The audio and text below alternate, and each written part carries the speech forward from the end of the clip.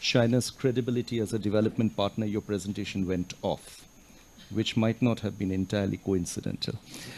Anyway, so we have two very distinguished commentators, Mr. Shaid Jawid Barki, whom many of you know, former finance minister of Pakistan, former vice president of World Bank, and now a distinguished visiting scholar at ISAS.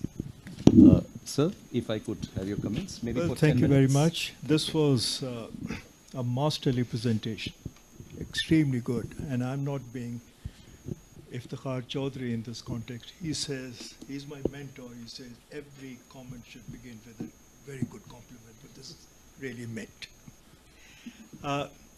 You've covered a difficult area, a difficult project. I will just add a few things that you didn't go into in order to provide a little bit more substance. You already had an enormous amount of substance in this. The first one is economic benefits. I know from my experience at the World Bank that projects such as these, highway projects, railway projects, so on, are extremely difficult to evaluate in terms of benefits.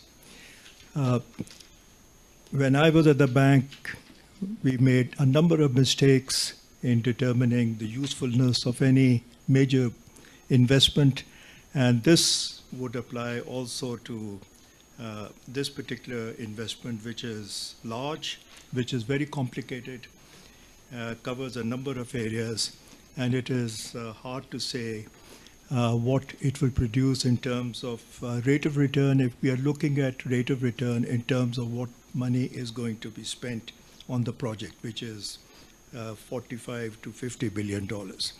Having said that, I have done a little bit of work in this area. My own estimate is that it will add something like 1.5 to 2 percentage points to Pakistan's GDP growth rate. The Pakistanis are expecting the growth rate to pick up to about 5.5%. If my estimate is correct, then this would help Pakistan to increase its growth rate to around 7 to 7.5%, which will be a major boost to the economy. Why I say this, why I'm giving these numbers, just a little bit of elaboration of this.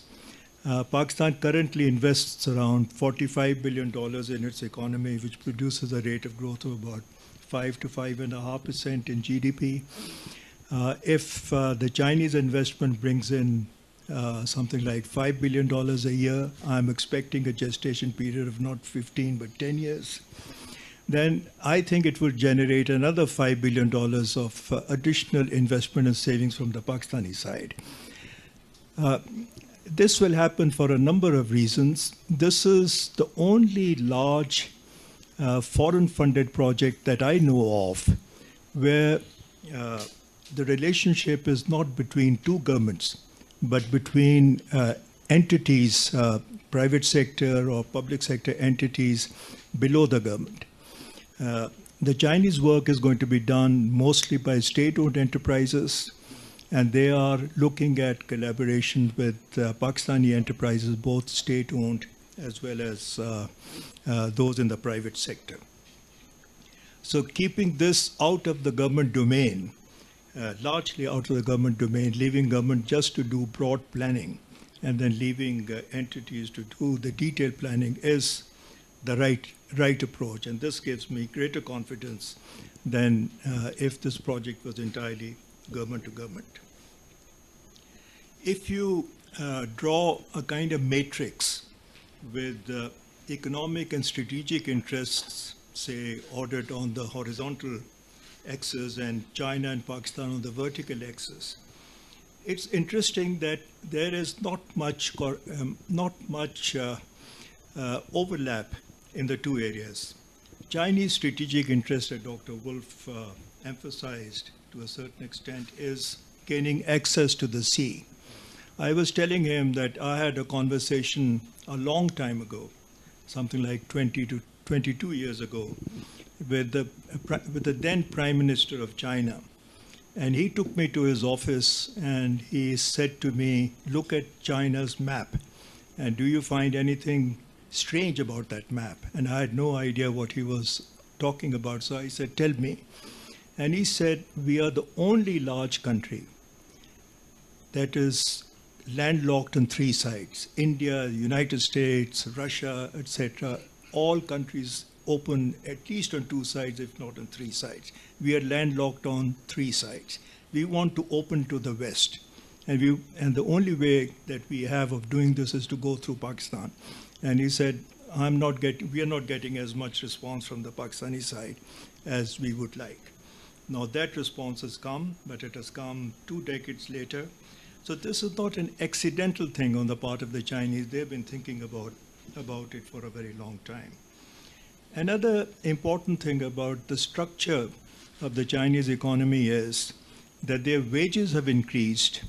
It's now an economy which has sort of reasonably high level of wages, and it lacks land. So they want to restructure their industry in such a way that it is a high-wage industrial sector which economizes on the use of land. And in that context, they would like to move out a lot of their industries, which are either low-skilled or medium-skilled, and put them outside the country, and which also would not use a lot of land. And Pakistan, they have identified as one of the countries that suits them from that particular perspective. They tried to do that in Cambodia, but Cambodia is relatively small. They would have wanted to do that in Vietnam, but their relations with Vietnam are not terribly good. The Chinese also are now looking at the conflict that seems to be emerging between United States and China. As China increases its military strength, it's making the Americans very nervous about the Chinese intentions. And China, therefore, as Dr. Wolf pointed out, is looking for alternative sources of supply of energy as well as raw material. And this particular corridor will serve that purpose. My own impression is that the cost of moving goods along this corridor will be about 1/2 of that moving it through the Strait of Malacca and onto China. And this would have enormous economic benefits for China as well. Finally, just one word. I would have liked to see you say a little bit more on how this particular corridor could serve very well the rest of South Asia and West Asia and the Middle East. When Dr. Wolf visited me in my office, I drew a little map to show him how easy it would be for the Indians to connect into this corridor, because Pakistan, even today, has a fairly well-developed system of motorways that connects the south with the north. There's a motorway that links Lahore with Kabul, with Peshawar, and is now being extended by the Pakistanis to Jalalabad. And India, with Pakistan investing building another road 15 miles long to the Wagah border, gets connected to this particular corridor. As we know, Afghanistan has one of the richest mineral resources in the world. Pentagon estimated those resources to be of the order of about $1 trillion. And some of them extend into Pakistan.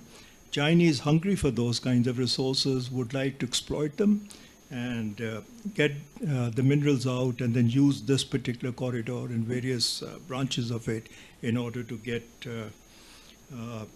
mineral resources to go to China. So all in all, as Dr. Wolf has pointed out, there are lots of positives about this particular investment. There are also some challenges which are not all that difficult to overcome.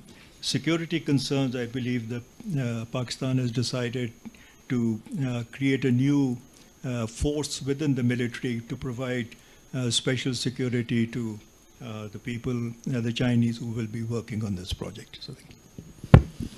Thank you very much, Mr. Barki, for those very useful